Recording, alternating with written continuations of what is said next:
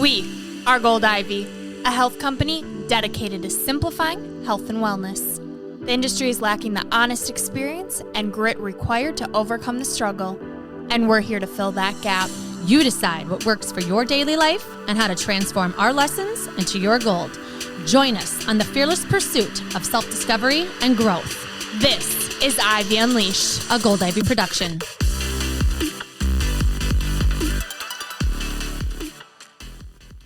Welcome back. You are listening to Ivy Unleashed, here today with Brooke and Andrea. As always, we are so grateful that you are joining us.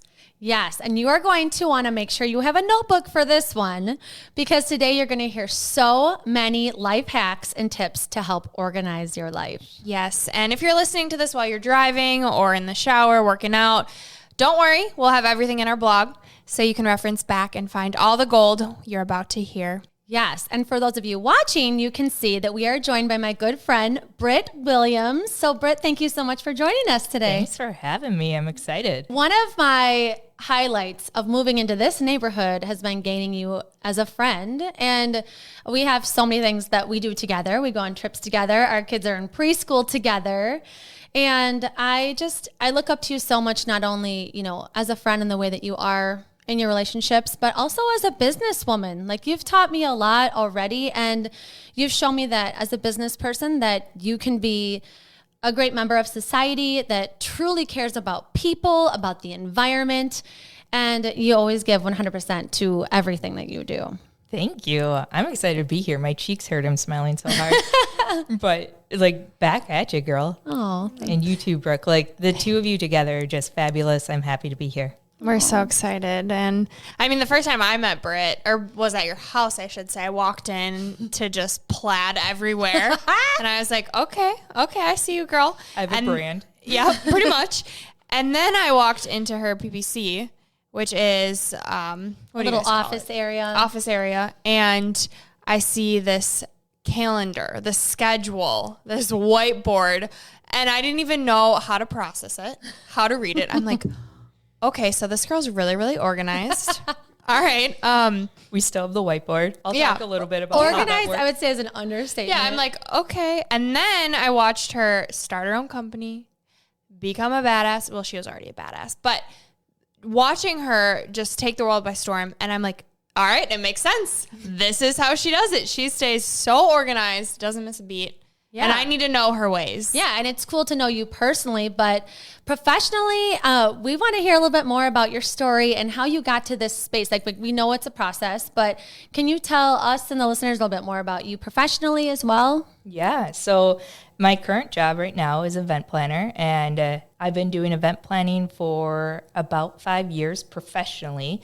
And prior to that, I worked 10 years at a financial services company where I learned a lot about what I'll share here because of the leaders that I had and how powerful their leadership was. And so I have grown my career over the last 10 plus years.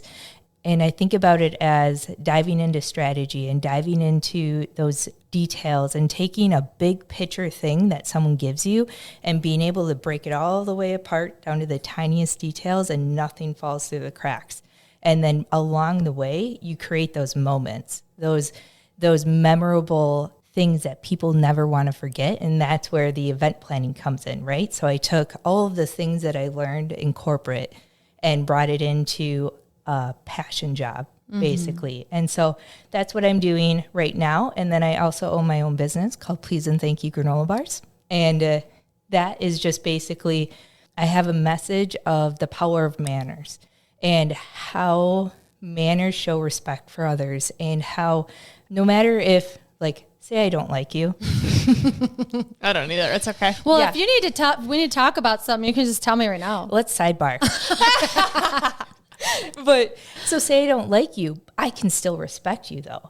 And I think that's what our culture needs. And that's where granola bars in a sideways way came in and said, I just need a reminder of please and thank you and the golden rule and saying you're welcome. It's just a way that people need to connect. And so I built a business around healthy snacks that can share a really big message with people. And so it's not only care for yourself, because it's all whole ingredients, care for each other, but then also care for the earth. So as we progress in through this, this adventure, how can I make sure that one-time snacks take care of the earth as well? Mm-hmm. And they're delicious. I eat my granola almost every single day. And the only reason I ever switch it up is if I'm like not at home, or if Justin's like, oh, I want to try something different for breakfast. And part of me is like, oh, I really like my granola, my please and thank you granola, but okay, fine. Yeah, I love what you said about starting big and then narrowing it down, because that's exactly what health coaching is, right? Mm-hmm. Behavior change and starting small. And so when we talk about starting, I'd love to know how you got started and, the strategy and the creativity behind it and all of these little things that you do to stay organized. What really fueled that passion for you? I think it comes from first recognizing how my brain works and playing into what works best. So my brain works like a business, basically. So, which is super nerdy and kind of boring, but it's a framework. And so what I want is, I'll share my framework, but I also want people to realize, how does your brain work? Like, what makes the most sense for you? And then take the tools and adapt them to how your brain works. So like what I'll go over sometimes is a bit overwhelming for people. Like my husband can't even look at it. He's like, no, thanks. And that's how I was when I walked into your house too. Which is totally fair. But when you learn how your brain works, and I've spent a lot of time figuring out how does my brain function to get it to work the best for me. And I'm not like pigeonholing myself into what society is telling me to do. I'm just taking what society is telling me to do and adapting it to how it works for me. So how did you figure out how your brain works? A lot of damn time.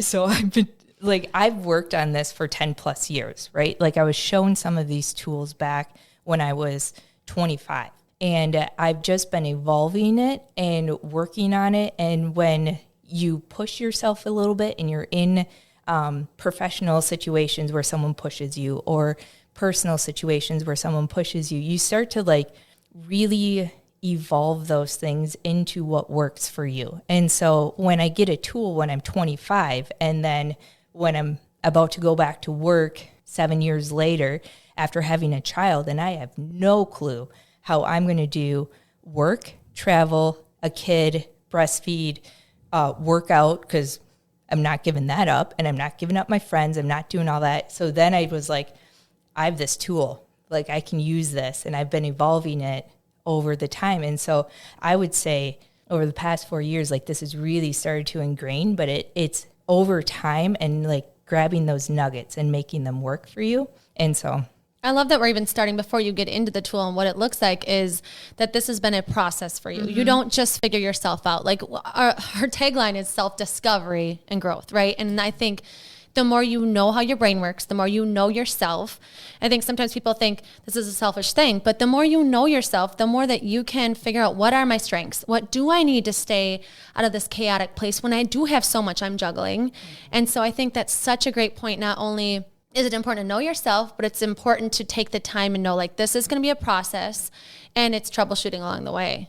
Absolutely. And I love when you talk about know your strengths. I, for the longest time, had a hard time with like, I'm very detail oriented. I'm very organized. All my friends like can at a drop of a hat go off and be spontaneous. And I was like, that just doesn't work for me. Mm-hmm. And after a while I was like, well, that's not my strength. Mm-hmm. I'm not spontaneous. And like, I love, and like all my friends give me crap about how organized I am, but it also works for you. It works for me. And I think that people start to just appreciate it. But like, I appreciate, here are my strengths. I'm going to work on those strengths. And like the things I'm not good at, I'm not going to build a process around that. But also it works being your friend, because then you throw an idea like, maybe we should do a trip. Before you know, the next day you wake up, you've got a full plan. You know who's bringing what for lunch. You know who's sleeping in which room, how much money you owe. Like, it's awesome. Well, I think it complements. Then you can make a decision. Yeah, like you're staying true to who you are, what you're good at, so that other people respect that and like, okay, she's owning who she is. She's owning what she's good at, and she's confident with it because she's built systems around it, and it's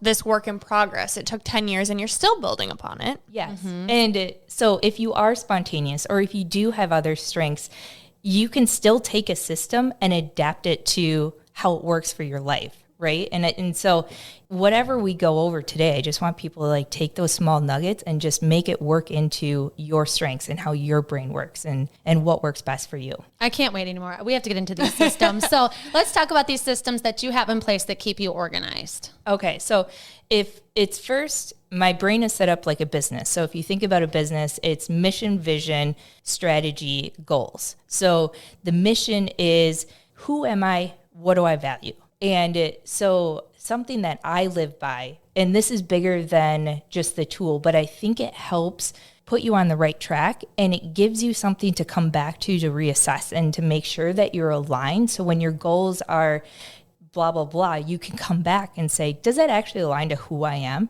Because it's more than just a label. It's more than I'm a mom, I'm a daughter, I'm a friend, I'm a wife, I'm a whatever. It's this is who I am. And who I am is that I live passionately, I exude gratefulness, and I stand loyal. So if I do those three things in anything that I do, I know I'm on the right track. And that's my mission. Right? How did you get to finding that mission? I had a career coach, and I took everything that she said. So if anyone's listening to this, they can take those nuggets and be like, who am I? Just take it from where your life is and really dive into it a little bit and figure out what are those things? Because those are the things that you wake up for. Mm-hmm. I wake up because I'm passionate about what I'm doing. I wake up because I'm loyal to who I am. I'm loyal to my friends. I'm loyal to my family. And then I'm grateful. Like you guys talk about gratefulness all the time. And I think you have to live in that, right? And then just below that is your vision. So that's the who do I want to become? That's like the big picture thing, the one that you strive for all the time. And I've created a saying that I believe in, and I wish for others too. It's be myself, be kind to myself, think outside of myself. Love that. So powerful. Can you say it again? Be myself, be kind to myself, think outside of myself. Those three things on a regular basis are actually pretty hard to accomplish with outside factors. On a regular basis, like that's hard, but it's something to strive for. So if you think about my mission and my vision, that keeps me on the right track. And that's everything that I'm going to come back to reassess. And then you get down to the strategy, which is what you're excited about. Mm-hmm. And I have 3 different kinds of strategies for the systems that I have in place. One is proactive, one is consistent, one is reactive. I think you need all 3 in order to live your life. If I'm proactive, it means I've set myself up for success. If I'm consistent, it means that as things happen, I can stay on track, right? And then reactive, just like life, everything throws us a curveball. Something's going to happen. You need some kind of framework or system in which to get back on track quickly. And so I'll go through those 3 things. And the biggest one is my model calendar. And so it's time consuming when you first get going, but I think it's such a great framework to visualize your time, assess how you spend your time, and really set yourself up for success in what you want to accomplish. So then the 4th thing of a business plan is your goals. And in my world, I call them priorities because I think priority, or when you prioritize something, is a verb and it's an action word. And it means that I've prioritized the things that are really important to me. And so you can say goals if you want, you can say priorities, you can say action plan, whatever, but mine are my priorities. So when I refer to those, that means my goals. I love that so much. Sorry to jump in here, but I use that when I coach with people where if they're not meeting their goal over and over, I have them say, XYZ is not a priority to me. So if they're like, I want to walk every day, I have them say, walking every day is not a priority to me. And then I say, how does that make you feel when you say that? And so I love that saying, would it be more powerful for you to say that this is a goal of mine or this is a priority of mine? Thank you. Yeah, and I use that with time too. Do you not have time, or are you not making a priority? Because you're getting up and you're going to work, you're working out, you're drinking your water, and whatever goal that they want to achieve, to say that too. So is it you don't have time, or you're not making it a priority? Because if it was a priority, you would find the time. It's just more powerful word. Yeah. Yes. I like that too. And such a great segue into why the model calendar works, right? But what I want to get into is this is important because it's important to you. It's not me telling you how to do an exercise. It's not us saying it's really important to have a model calendar. And so if you want to do it, dive into it and do it because it's important to you and it's a guideline. Like, it is not the end all be all, but it has to come from inside and you wanting to do it just like any other thing. Mm-hmm.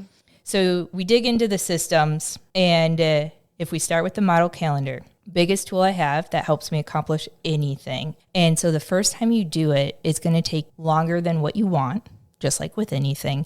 But I think the more time you spend on it and think through it, the more you'll get out of it. So your priorities are in 4 categories: personal, family and friends, professional, community. And I would put 1 to 3 priorities or goals into each of those categories. And is this weekly, monthly, just priorities of where I'm at in life right now for the year? Okay. So think about starting the model calendar, say at the beginning of the year, whatever the beginning of the year is for you. Depends on if you have a fiscal year or not. Stupid joke. So you think about the priorities you want to accomplish that year, and you write them all out in those 4 categories.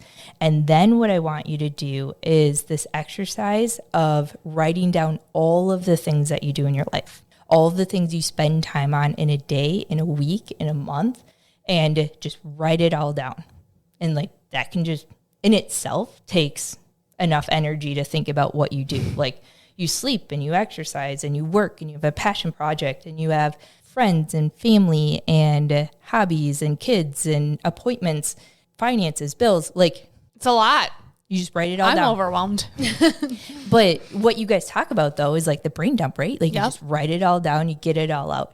So then what I want you to do is go through your list and say, what do I want to delete? Ooh. On my list, what's not bringing me any joy, what's not bringing me any happiness, I actually don't need to be doing it anymore. What if it's work? Then you need a new job. Yeah. Well, if you delete it, what's the consequence of that? Right. Okay. Right. So what's something that you could delete? Like, what's something that you guys are doing right now that you're like, ugh.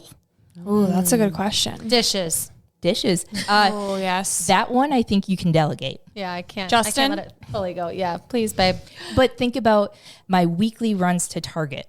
You exchange that with Instacart or something. Yeah. Or I actually deleted because of COVID going to and from work. Yeah. I deleted meal prep because of COVID as well. And like, that in itself is about an hour and 15 minutes in a day. Which feels good to delete, but then also you have more time to allocate to something else that you love or that you want to put in there. So then the next thing is delegate. So of the things that you're doing, is there something that you can delegate that someone else can do just as well? You can let it go and put on there who's going to do it. Like, clean my house. We bring in cleaners because cleaning my house brings me zero joy. It actually like takes all of my energy out of me and stresses me out. I'm just willing to adjust that in my financial budget and like make it work. And then, or like, I delegate, I don't do any dinner prep. I don't make dinner. I don't go to the grocery store. I don't, so on and so forth, because Trevor takes over and Trevor's my husband. But like, there's certain things that don't bring me any joy. And it's actually really helpful that someone else has taken over. What if people don't have that someone else? So then you think about what are the other things, which is like the Instacart or the Instacart. Okay. Yes, exactly. Or Amazon coming right to you, or if you had to do it, how could I make this easier on myself with meal planning or things like that? Yes, there's a different way to do it than how, if it's bringing you zero joy and it's sucking energy from you, there's a different way to do it. Even just going through this exercise to think about what brings you joy is bringing that self-awareness that can be super powerful. Mm-hmm. And just get creative with it. There's always a way. And let's be real. There are some things on your list that you don't get to delete, delegate, or delay. Like, that just is part of life. But if you have enough of the things that bring you joy, the other stuff is okay to still do, right? I love that point, yeah. And so the last one is delay. And I think this one is really important for me because it brings me a lot of grace. So like, when I had Oakley, I had to delay all crafts and hobbies. I was like, I actually can't create any crafts right now. And crafts is, and like art is like this creative outlet for me. And I was like, I just need to set that aside and know that I've set it aside, but it's not going anywhere. Right? Learning to unicycle. That is on my list. Everyone, she can do it all. She is practicing becoming a unicycler in this neighborhood. I have delayed it though. But I've seen you do it. Yes, I tried. And here's the thing. This is why I didn't accomplish it in the timeline in which I set out, because I didn't put it on my model calendar. I didn't set dedicated time every day to practice. You were intentional about it. And so then it just kind of fell off and I felt kind of crappy. It was like, well, I set this goal and I'm like, you know what? It's okay. Other stuff came up. Winter came. And so I'm just going to delay it. It's not going anywhere. It's staying there and it'll stay on my list. And next year we'll just reevaluate to see if that needs to go up. Random question. When did you think in your mind, I really want to take on this unicycling hobby? Oh, years ago. Because I don't have a stage talent. Oh, okay. Oh, well, now you do. Yeah. If you practice it. Yes, exactly. So Get back to it. That was one of my things growing up, was I don't have a stage talent. Like I can organize the crap out of anything, but I don't actually like. You create the environment to have a show by being the you event plan planner. the show. Yeah, I can do that, but never was I able to like think I could actually. You don't want to be behind the scenes. I love being behind the scenes. Right, but I'm saying if you had to, then you need a talent. I got you. Okay. Yeah. And so for years I've wanted to unicycle. Like I thought that could be the thing. And it, ebbed and flowed, and then COVID hit, and it was May. I think it was Memorial Weekend. And I looked up a unicycle and I bought it. Was Trevor like, what? He's like, okay, well, you have a unicycle now. And so Where are we going to store this bad boy? So he put a hook up on the shelf. That's the other thing. he made it work? Yes. So Trevor owns everything in and out of the house. Like, and I just call it a Trevor thing. Like if someone asks me a question about my house, I'm like, it's a Trevor thing. That's a Trevor question. Like I don't need to worry myself with that stuff. Like That sounds like you don't do anything though, which I know you do a lot. I don't do anything in or outside of my house. So what things do you own and put on the model calendar? That's funny. I just delegate the shit out of everything, right? No, I know you do a lot, but it just sounds like if you don't do anything in or outside of your house, it sounds like you don't do anything, but I know that you do a lot. Yeah. So when I say in or outside of the house, it's like all the lawn work or fixing the house. I still do all the dishes and the laundry and cleaning the house and making sure it's tidy. Managing the finances. Managing the finances. I manage all of Oakley's appointments and his stuff. Trevor owns all of Tilly's stuff. Like The dog. For those of you that don't know Tilly. Thanks for clarifying. She's a very big part of the family. She's a huge part. Although she is literally the tiniest little dog you've ever seen in your life. What's that quote? Although she is little, she is Fierce. Okay, so now that we've gone through all of the things that you do, you've delegated, you've deleted, you've delayed. Now you have this list of the things that you do. And what I want to make sure is that list aligns to your priorities. And if they don't, you need to think about it, right? So you just wrote out all your priorities for your personal, friends, family, community, and your professional, right? Mm-hmm. So you've written that all out, and the things that you do every day, do they align? And that's what we need to make sure at the end of this exercise, that those two things align and you've created space in your calendar and your time to accomplish those things. Because those things are the things that help you be successful, to help you move forward, that are aligned to your mission and vision. Those are the things that make you feel important. And so if you think about like community, right now my big thing is, how do I make sure my family is as green as possible, right? Like how do I make sure my house doesn't add to the landfills even more than what we normally do? Or professionally, lately that's been taken up by Please and Thank You, because I have so much passion around that. And I still am passionate about event planning, but I have to be mindful that maybe you don't get to go full blow on both of them at the same time, right? So now this is where you have all the things that you do.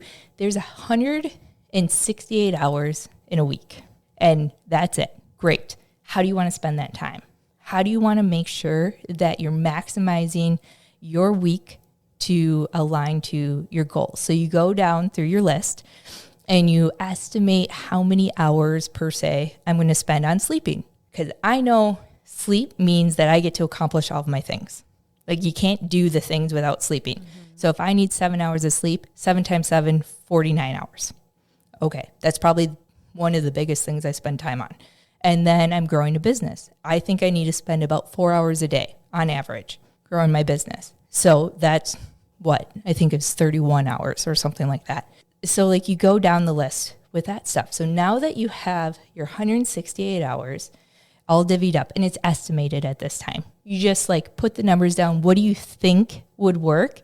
And you have like a total at the bottom and you kind of adjust and you play with it a little bit. And then you say, where are the priorities? So you can see based on time, big rock, small rock, sand.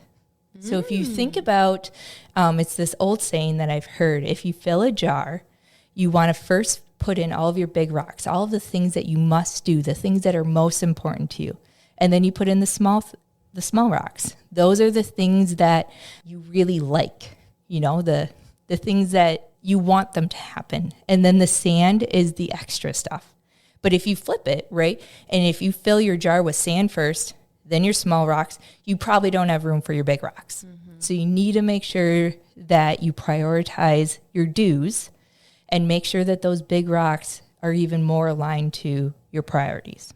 So now that you have this list, right? So you've written down all the things that you do, you've delegated, you deleted, you've delayed, and now you've said, this is how many hours I'm going to spend on each of them, and I've prioritized them.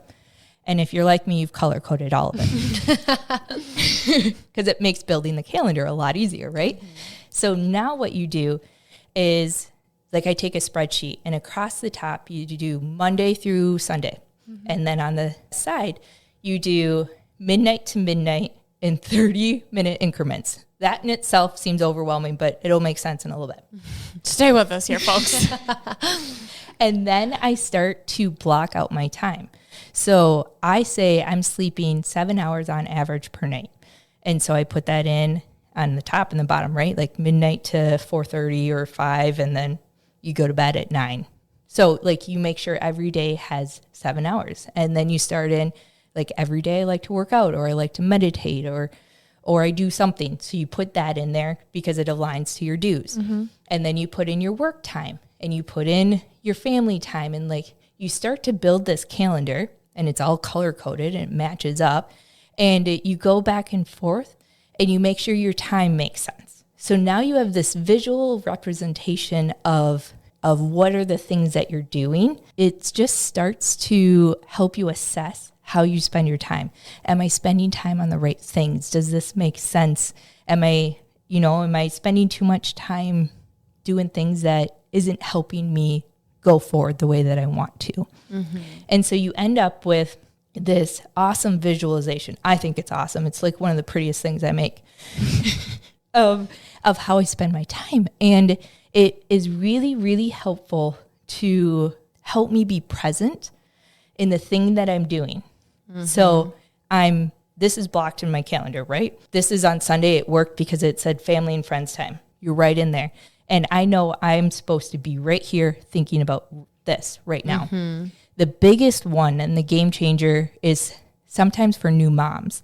So you just have a baby and you don't think you can go hang out with your friends. Like you just went to work all day. You just want to hold your baby. You want to, you're like, I can't spend time with my friends. Like I need to be with my kid. But if you look at your calendar, you're like, oh, I spend 3 hours with my friends. I've prioritized 3 hours with my friends a week, and I can see it right there. And then I can see all of the other times where I'm actually with my kid, mm-hmm. and where I spend time with my kid, and like why that's important. And you're like, oh, okay. And that's such a good point too, as a new mom too, because you are so worried about, where am I? Am I being present with my friends? And if you don't know when you're going to be able to be with your friends next, or be around your kid, or have that high quality time, then you aren't fully present because you're thinking, am I a bad mom for being here? But if you can visually see, no, I have the whole day tomorrow to be with my baby, or I have next week I have 2 hours that I can just be fully present with my friends. I'm going to really embrace this time and like read a book to my kid or whatever and not worry about when that's going to happen. Or I think of me and, you know, people who aren't moms yet or parents. With me doing the hour to hour is how I do mine. I know that whatever I need to get done is going to get done because I've put in my week. So whatever I'm doing, I can fully be present because I don't have to worry about what I need to do because I know it's going to get done because it's in my calendar. And it's that brain dump. And then it's also the scheduling it in and knowing, okay, it's out of my brain. It's in my schedule. I can be where my feet are. Exactly. And I think that's so important. And it helps to continue to ground yourself in who you are and what you want to accomplish. And when you know that my time is supposed to be spent here because this is why I've prioritized this thing, therefore I'm here, right? And it's just a visualization of that. So then once you have that all set and you're like, yeah, this is great. What do I do with it, right? Like it's just this document. I personally, I print it out and I put it out close to me, right? And so on a weekly basis or a monthly basis, I can actually check my calendar against the model calendar. And so the model calendar isn't supposed to flow into your actual day-to-day. That's the next tool that I'm going to give you. The model calendar is like your financial budget. You set your budget to accomplish your financial goals. But then every month or every so often, you actually like put in the numbers. This is what I spent. This is what I spent on my gas bill. This is what I spent on gas. This is what I spent on shopping. And you assess. And so you need to take your model calendar and assess where actually am I spending my time. Maybe I need to redo how my schedule is looking because I'm not accomplishing the priorities that I've set in place. So do you, at the end of the week, look at your calendar? Like, have you put in things in your week like, oh, I actually only slept 6 hours there, or I didn't actually do that thing I said I was going to do that's on the model calendar? That's awesome. Such a great question because I want people to remember this is just a guideline. Okay. It's a framework. It's not one that I think you need to live and die by. I would say because I've been doing this for so long, you could look at my model calendar and I'm in the bucket that I'm doing about 75% of the time.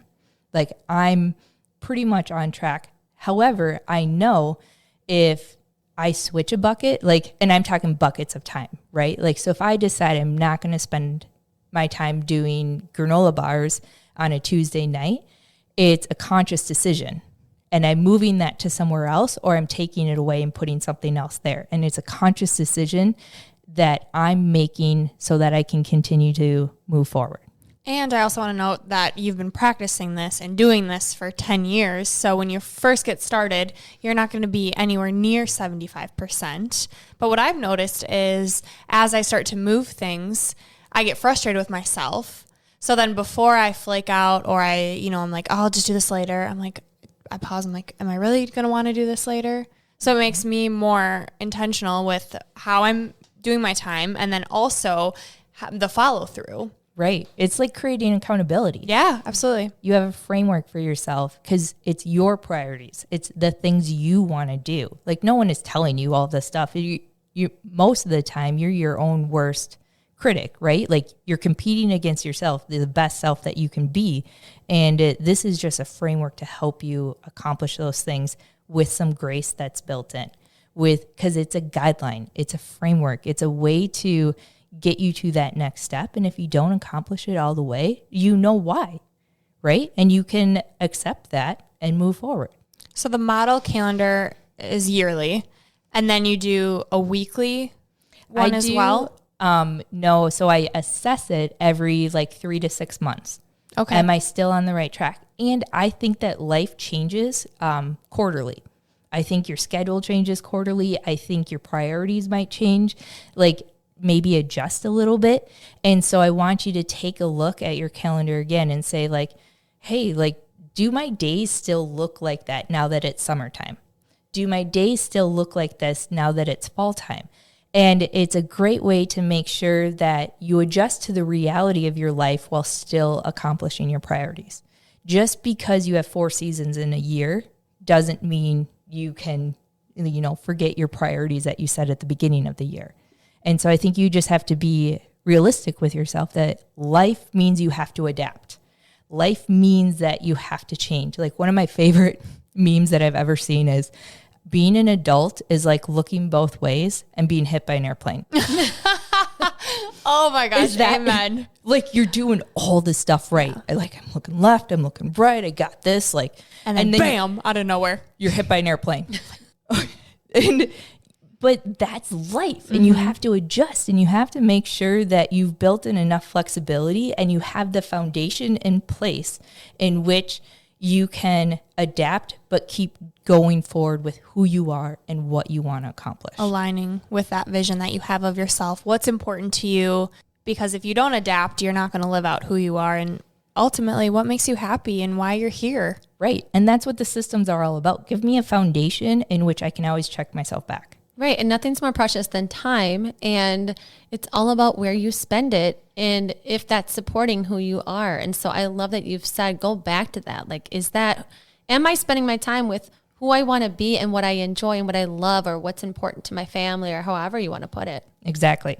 So then now that you have this framework and you have a system to reassess it, and then once a year you go back and you say, like, what are the priorities that I actually accomplished? And I think I hit what was my number? 83% of my priorities last year. I'm like, it's actually not too bad. I think I had 18. I wrote last year was a big year for me.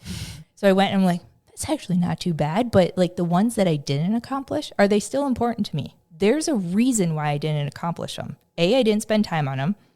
B, they just weren't important to me anymore and I didn't reassess them. Or they don't make sense anymore. And so if they are important, let's put them back on the list for next year and then refigure out your calendar. If they're not important, take that off. Don't do it and don't worry about it. Because by the way, no one's looking at your model calendar. Just but you. Yeah. I love that. Just you. Okay. So you reevaluate the model every 3 to 6 months, quarterly, but you're weak. I got to know, what does that schedule look like? Yes. So that gets into the consistent strategy that I've talked about. And I call it to-do list management, which... We got to think of a more fun... Right? But I run a couple different types of to-do lists. I run one for my house, which, Brooke, you've seen. And I run one for work, which is slightly more complex, but... both get it done, right? So at home, I have a whiteboard and I have different colored markers. And so the night before the next day, you write out your to-do list. So what do I want to accomplish on Monday? And then Sunday night, I'm writing it all down in blue. And so then on Monday, as I accomplish those things, I just erase them. And that's really satisfying, right? Heck yeah. Super satisfying. My husband can see it. Anyone that shows up at my house. And by the way, my mom comes over on Wednesdays. I write her a list. She can cross her stuff off too. That's where delegation comes in. If you have someone that's willing to help you, take the help. You don't need to die on a sword. Right? And so every day I do that. And I leave, if I didn't accomplish something, I leave it on there in that color. So now it's Monday night and I take my green marker, per se. And I write out all the things that I want. And anything that I didn't accomplish on Monday is still there in blue. So now it's this visual representation of why didn't I accomplish that? Or by the end of the week, how many colors do I have going? Oh, I like that. And there's you just keep it on there. You've thought about it. You want to do it. You leave it on there. Don't rewrite it. Don't waste your time. Just keep your list going. So that's at home. And then at work, I run something called a priority matrix. And so across the top is do now, do later. Across the side is high priority, low priority. So if you think about the top left is the most urgent thing. It's high priority, do now. Those are the things, those action items actually go right into my calendar. And I block those things. And so anything that's in my do now, urgent, that gets time on my calendar, and I block it out. And you get to decide if you block that out and it shows that you're free or it shows that you're busy, depending on how urgent that task is. But then as I accomplish those things, you just delete them out. But if you don't, you have to move it to the next day that you're most likely going to get it done. So there might be a task that is actually sitting in my quadrant, my urgent quadrant, that I didn't get done, that now I get to physically move to the next day, and I have to think about it again. And then I have to physically move it to the next day. This idea of awareness. Yeah, right? And so then, like, if you look at your quadrant, then you just need to keep assessing, are the things that I need to do later, do those move into the do nows? Or does something that's high priority, is it actually low priority? And so you just reassess your quadrant every once in a while. But it basically is just a large to-do list that you keep and you never rewrite. Like, it's in a document, it's on OneNote, like you're never going to lose it, right? So it's not like a weekly thing. It's just as the task comes in, you figure out which box to put it in. But how do you know when to put it in your calendar? When it's in the top left quadrant, the most Gotcha. urgent one, then it goes into my actual day-to-day calendar as a to-do. So how often do you revisit that? Where you know, so say it's getting your budget done and it's in the bottom right. How, as time approaches, then it just moves? I usually use the time with my leader, like your one-on-one time with your leader. So professionally, I request weekly one-on-ones with my leader, and weekly I will reassess where things are in my model calendar or in my priority matrix, and then decide what I need to show them and what I've accomplished and what I'm working on. So it also makes sure that I'm held accountable to all the things that they've requested and that I'm showing them all the things that I'm doing as well. So if someone doesn't have, say, that one-on-one, they could aim for, okay, once a week, I'm going to take a look at my matrix and see if this is aligning. Is there anything that I need to add to my weekly calendar because it's now a priority? Yep, exactly. And so the best thing is when you get to delete them, right? Like, that's really satisfying. And so those are my two different to-do lists that I keep. And then reactively, so in case if you feel like something's fallen off the tracks, right? Like, you need like a guideline or a system in which to get yourself back on track. And I call it the 3 A's. So this isn't necessarily a system. I would say it's a framework in which you think, and then it feeds into the other ones. So the 3 A's, you're aware, which you just picked up on, you acknowledge it, and then you take action. So first I have to be aware that I'm off track. Like, if you're not even aware, then you don't even know it's a problem yet. Do you have a question you ask yourself to like create that awareness? It's normally it's a feeling that I have. The simple one, which you could probably relate to, is I've been sleeping in too often, which is throwing off my day, which is throwing off like how I feel, and I'm not, like I'm sleeping in till 6 or 7, but I'm supposed to be getting up at 5. That's a big difference. And there's a reason why I'm sleeping in, right? It's probably because my body needs it, or I'm spending too much time later in the night than I need to, or whatever, right? But after so many days of doing that, you feel a little off. So now I'm aware. And then you have to acknowledge it. And I think those are very distinct. You can be aware, but you can justify the hell out of it. Until you acknowledge it and it becomes something that you take in and you're like, I can own that. Like, it just is what it is. I'm not going to justify it anymore. Like, I'm done justifying that I get to sleep until 6 or 7 for whatever reason. Okay. So now the action that I need to take is slowly get myself back to the time that makes most sense in my model calendar, in like my regular day, how things make me feel. And so then you take a look at your to-do list. Is there something that you actually write on your to-do list? Like, wake up at 5:30, and then you get to cross it off. Or you get to leave it on there because you didn't wake up at 5:30. Or do you need to adjust your model calendar? Is your nighttime activities so important that you need to adjust your morning activities? And so maybe the reason why you're sleeping in is because something important is happening somewhere else and your body is just requesting it. Okay, so honor it. So if I actually need to sleep in till 6, okay, then let's take a look at my model calendar, readjust, because then I know that the things are getting done that I want to get done, and I'm not scrambling. And now I have this like peace of mind that I get to honor my body with what it needs, and I still get to do the things that are important to me. And so those are the 3 A's and how it then fits back into your proactive and consistent. So do you have some type of time in your week or your month where you're like, I'm going to address the 3 A's, like I'm going to sit down and think about the 3 A's, or is this like a daily thing that you do? I think it's something that comes up randomly. Like I don't sit down and say like, there's something off, like in what, like that's not how my brain works. My brain works like it just will like come up, be like, that's why I'm off. Like, or you notice that you're feeling anxious and you're like, why am I feeling anxious? Oh yeah, because I was supposed to wake up at 5 and now I'm 2 hours behind in everything I had planned because I woke up at 7. Exactly. And then the way I usually process it by like going for a walk, or I work out, or I take some time and like think through it. And it might take me a couple days to figure it out. Right. Like it might not be as easy as I'm sleeping in a little bit. It might have something to do with like your diet. It might have something to do with your friends. It might have something to do with your kid. Like something is off and I know it. I just got to figure that out. And once I'm aware, acknowledge, action, I think you can get yourself back on track. And there's grace that comes with that, right? Like that's not a one and done thing. Like, it's a lifetime thing. It's a lifetime thing. And and that's like, it's a foundational framework in which you can always use. And think about it with like your family or your friends too. Like if they're not aware of the issue, then there's no way that you're going to get them to act on anything.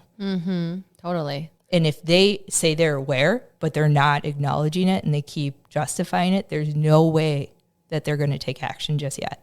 So I'm curious on how this has benefited your life. Because I think about people that are like, I don't want to manage every hour of my day, or that sounds like too much work, or that sounds like I want some more flexibility. I want to be more spontaneous or whatever. I'm curious what your thoughts are on that versus like how you've seen this benefit you in your life. Good question. So it has benefited me because I'm more present where I need to be. I know that I'm on the right track because I'm living the right intentions. And so I've taken a crazy career path, or back when I was 25, I wanted to do something and be something way different than what I am now. And so when you talk about labels, but when I was 25 and then now, I still have those same mission and the same values. I just am doing something slightly different, but it still makes sense and my intention is still right. So this framework gives me a foundation to know I'm on the right track. I'm living my right life. The intention is right. And I have something to fall back on. Like life is so crazy, so busy, has so many things coming at you left and right, and what you should do and what you can't do and all of these things. But if you just know who you are and you have a framework and you have something to fall back on, it gives you that peace of mind that like, hey, like if I make this decision right now and I know that it's aligned, that decision will lead me in the right place. I don't know where it's going to lead me, but it's going to go in the right place because I did it with the right intention. And ultimately create more joy with the fact that you know that aligns with your values. You know, sometimes we put time and effort into things that other people want us to do. They want us to be doing these things. And deep down we know, like, I actually have no interest in doing that, but I want to people please. I don't want to let them down. So that's where I'll spend my time this afternoon. And then everything's behind, and all the things that mean more to you that you would have rather been doing anyway, you fall to the wayside. Yeah. But no, that honestly really resonates with me because since creating Gold Ivy, I've been blocking out my days hour by hour. And at first I felt nuts. I'm like, this is crazy. Like, am I really going to live the rest of my life like this? I felt so anal. And then I had to check in with myself because I would get this feeling of when I would stray off of it or I wouldn't do it.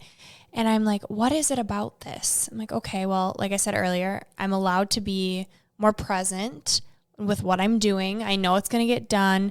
And then I ask myself, am I happy? Am I enjoying what I'm doing? Yes. Is this working? Yes. So if it's working for me, then why do I care? And then to partner with that and what Andrea was talking about, if you want to be spontaneous, you know exactly the time chunks. Yeah. And I mean, that's probably contradictory to being spontaneous. But if your friend calls you up and you're like, hey, you want to go blah, blah, blah. And you're like, I was supposed to do this, but you know what? that is going to bring me a lot of joy. And I can do this somewhere else. And that's where grace comes in. And that's where the flexibility and the adaptability comes in. So be as spontaneous as you want as it fits into your foundation. I think too, if that's going to bring you joy, well, ultimately that aligns with your vision, who you are. So even though you didn't do what you said you were going to do initially, you're still living in alignment with who you are. And at the end of the day, that's what matters. Yeah. And think about this model calendar is on a yearly basis.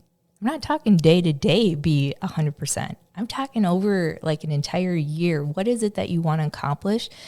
What's the next step you want to take for yourself? And you get to adjust and adapt to that as it makes sense for you. Like there's been years where like I take a look at it at 6 months in and you're like, that's not a priority anymore. And I like cross it out. Like that doesn't make sense. I'm not going to spend my time there. What's so nice about this is like something you can do for your personal life, your professional life, like you're talking about with Gold Ivy. I mean, there's so many moving parts. We have so many different parts of a health company. It requires to remember a lot of things, a lot of steps. We've created lists we never thought we'd create before because it's so easy to miss something. And so I'm curious with you creating Please and Thank You, how this has kind of waterfalled into, from the model calendar into your business and how that has helped you create this and run this. So if you look at my model calendar, I actually spend more time on my business than I do with friends and family. And that's because it's important. But that also means that I can be absolutely present with Please and Thank You and absolutely present with my friends and family when I need to be, right? Like I have that division there, mental division. And so in my model calendar, Please and Thank You's in there. And then within that, I have my own whiteboard for Please and Thank You and all of the things that I need to do because I've never done a food company before. I've never worked in the food industry. And so I'm trying to create a product based on a message, but be FDA approved. And so there's lots of things that I need to understand and know. And the approach that I've taken with that is just take the right next step. Okay, Elsa, next right thing. But that's actually a great song. And it's got a good message where it's like, I don't know what this is going to mean for me down the road, but I do know what the next right thing would be or the next right move would be with your business. Exactly. One step at a time. It literally is one step at a time. And what I found is when I take the next step, there's always someone that I run into or figure out or something that I run into that tells me what the next step is. And so I'm coming up on selling 20,000 granola bars. Congratulations. That's amazing. That's amazing. And that's in less than 2 years. And when I started this, who knew? I think I started selling it on Insta story, one granola bar at a time. And so now I'm coming up on 20,000 and I'm in a couple retail stores and there's so many different things that you need to know on each step. But if you take what you're doing right now, do that the best that you can, and you master that and take that in any part of life, right?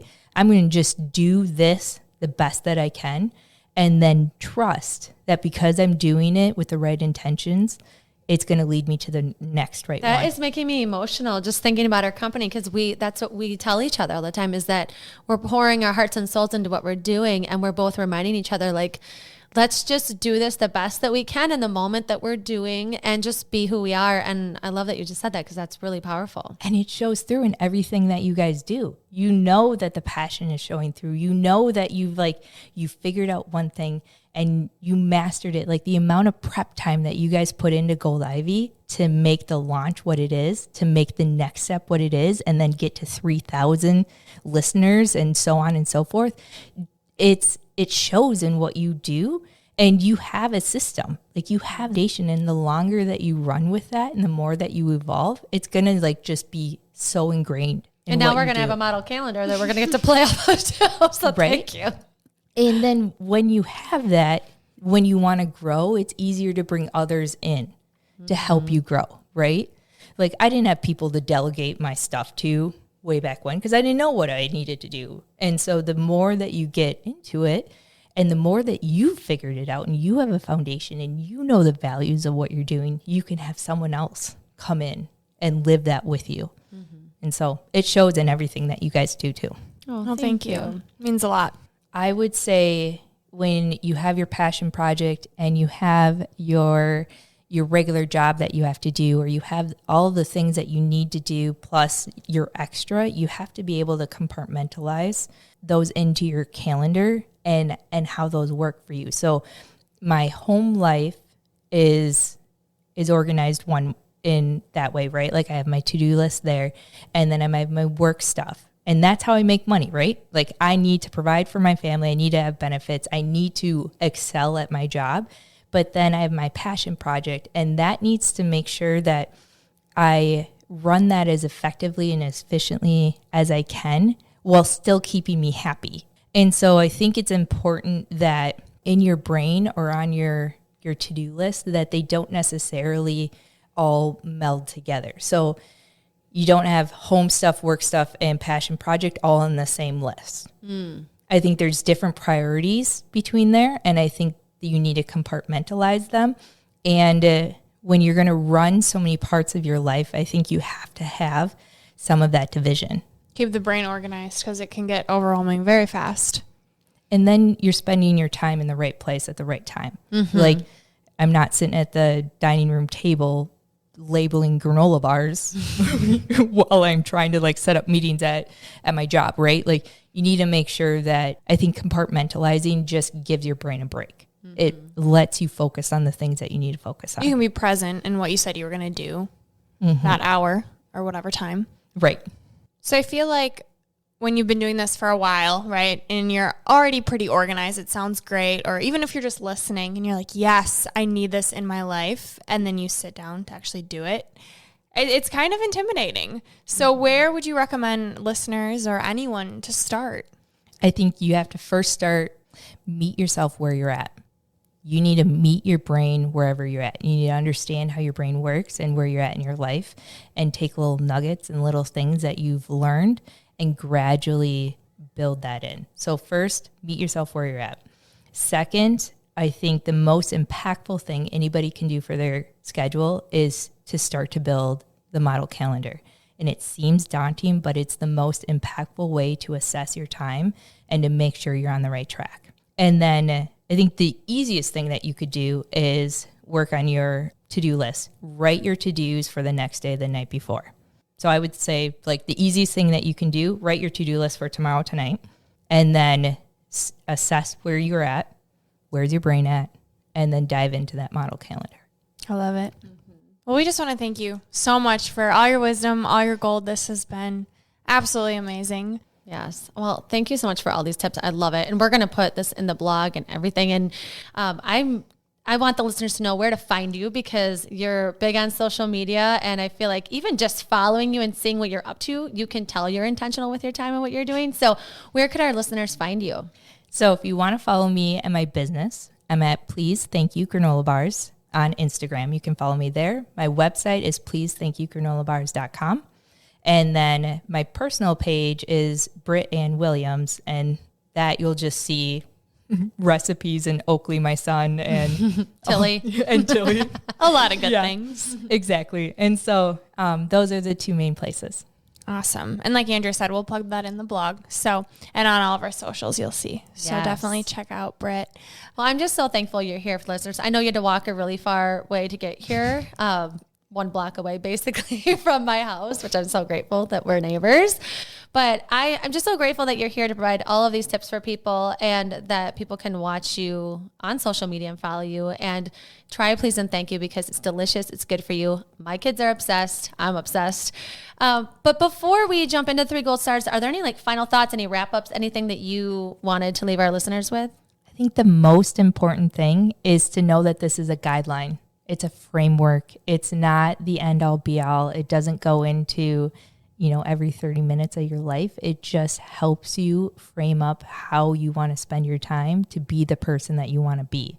And so it's a tool, and use it as that. Love it. All right, well, let's jump into our 3 gold stars. So, Britt, these are 3 takeaways for our listeners, 3 action steps. So now it is time for our 3 gold stars. All right. I think you need to understand how your brain works and adapt the systems to work for you.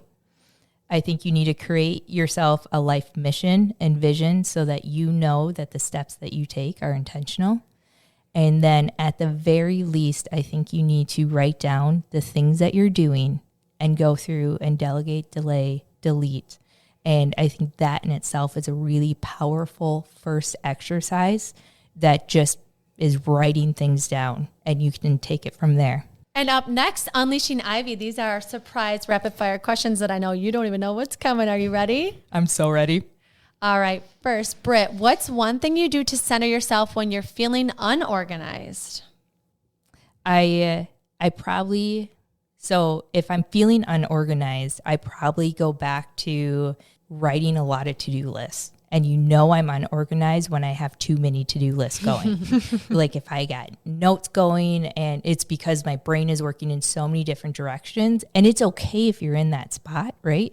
But at some point you got to just sit down and combine and consolidate and figure out what are the things that I'm actually supposed to be working on. And so I probably recenter myself by like taking all the things that are going on and like pull it together. So it's just me spending 15 minutes at my computer and just digging into something, or it's me trying to accomplish something really easy to give myself that win. And then you can go into something else like, yeah, I really am a badass. I can go on and do this other stuff and recenter yourself a little bit. Give you some of that momentum. Speaking of all of your lists, we didn't even ask you, where do you document this? Is this paper? Is this electronic? Is it somewhere, like, where do you keep this? So I've created an Excel spreadsheet, and a few people have actually asked me for the tool as well. So I have put it on my website. So under the tab Partners to Know, you'll find Gold Ivy, one of the first ones. And then there's a button at the bottom that says Model Calendar, and you can just download it. And the whole process that I just talked through is in there. I put examples of it, a couple different examples. So you can see things like I did 3 years ago versus what I'm doing now. And then there's something for you to fill in as well and do the exercise yourself. Oh, like a template. That's amazing. Thank you for doing that. Yeah. I cannot wait to dig into that. I know what I'm doing tonight. All right, next question. When you're really struggling with managing your to-do list, what's one thing that steers you in a positive direction? Delegation.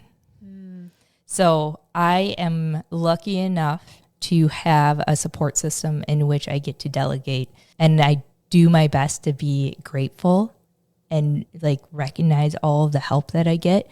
But there's people in my life that are willing to help me, and I'm willing to let them help me. And so, and it blows my mind how like people feel like when I help somebody else, I feel great about that. And so as long as I'm grateful and I'm giving them things that, are not too difficult, like, thank you for helping me. And so if my to-do list is too much and like I'm overwhelmed, I might talk to my husband and be like, I can't do this. Like my brain can't work there and do this. Can you help me? And so he might pick it up. Or my parents or a friend or something like that. Like, I can't focus on this, but I know it needs to get done. Are you willing to help me? Or like someone will just offer. Yeah. Like, you look a little stressed, Britt. Like, what can I do? But the point is there's nothing wrong with asking for help. No. And to take people up on it, because you do want to be the person that does it all. You love being told you're superwoman or supermom. It feels so good, but take it up. Let people take on some things if they're willing. It's such a great point. I'm so glad that you brought that up because people struggle with that big time. They do, and I have in the past. And you kind of have to let go a little bit of like, if you want to do my dishes, you do the dishes however you want. If you're going to do my laundry, I don't care actually how you do my laundry. It just the fact that it's done and it's off my plate, I'm okay with that. And there's certain things that people are okay with delegating and not delegating. But if someone offers and they're like, hey, can I watch your kid for, 3 hours? It looks like you're super busy right now. Sure. Thank you. Thank you. Like, I actually don't care what you do with him. Keep him alive. Keep him alive. Like, but I appreciate that. And I think that then brings people into your circle. Like it creates this loyalty and it creates gratefulness, and you get to stay passionate about the things that you're passionate about. And to your point, like you don't have to do it all in order to be it all, right? Like you have a system around you and you can use that. Beautifully said. Yes. All right. And last question. What's one thing you wish you would have known sooner? Grace. Like I'm my own worst critic, and I'm preaching the choir because I think a lot of people all are. right? And I will probably say this again in 10 years because I'm sure I'll learn even more grace. But I would say over the last decade or so, there's a certain amount of just forgiving yourself and being okay and meeting yourself where you're at, and knowing that that's okay, right? Like, actually, I can't do that right now, and that's okay. Or actually, I'm going to dive headfirst into that, and I'm not going to do that. And so there's a certain amount of grace that you start to like develop and live in, and it's not justification. So there's a big difference, I think, between grace and justification. One is awareness and acknowledgement. The other one is not acknowledging what's actually happening, right? And so when you have the foundation of a model calendar or a system, you get to bring in a certain amount of grace to feel good about yourself while you're still moving forward at whatever pace that is. You can go fast and you can go slow, but you're still going in the right direction with the right intentions. And I think it allows you to take ownership is kind of a big difference between justification and grace too. Is I'm giving myself grace. I know that I could have did this. It falls on me versus justification, blaming. But the ownership is like, there's probably a reason why this is happening. And to know the reason and to understand the reason and to be okay with that is a whole different level. All right. So we leave all of our listeners with a piece of gold. So this is a quote that speaks to you. So would you like to do the honors, Brit? Yeah. So this is something I've come up with, and it's my vision. It's be yourself, be kind to yourself, think outside of yourself. This is Gold Ivy signing off. Listen to your truth and go chase your gold.